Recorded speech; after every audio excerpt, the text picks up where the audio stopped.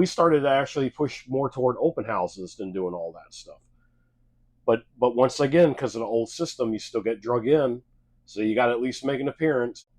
And now the last show that we did, our space wasn't even a quarter of it, and once again we had an open house, and I don't know what the other people did, and hopefully they did great, but I think that we did pretty good by just having an open house and with our system in place, and then doing our database reactivation, our 10-point contact. We went from one or two salesmen up front. We're doing, mediocre at best, to where we literally were getting so many calls on leads and so many people coming in.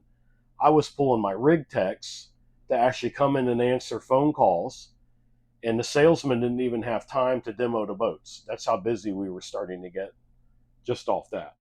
We had really great turnout from the follow-up open house where we tried a database reactivation with about 10,000 contacts in a MailChimp account that was stagnant for probably years. And so what we found with that was we had access to data we already owned and people that already know, like, and trust us. And so we just started touching base with those people about once a week with, different things going on in the dealership. We started text messaging, advertising, and had really great results off that.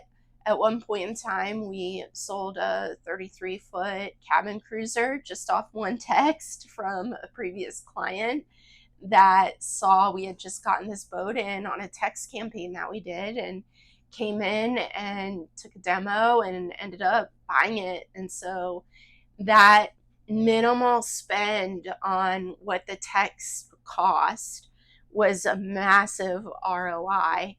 And so what we learned from that, what we took away, was that it's not always about spending more money, but being a lot more strategic about how you spend it.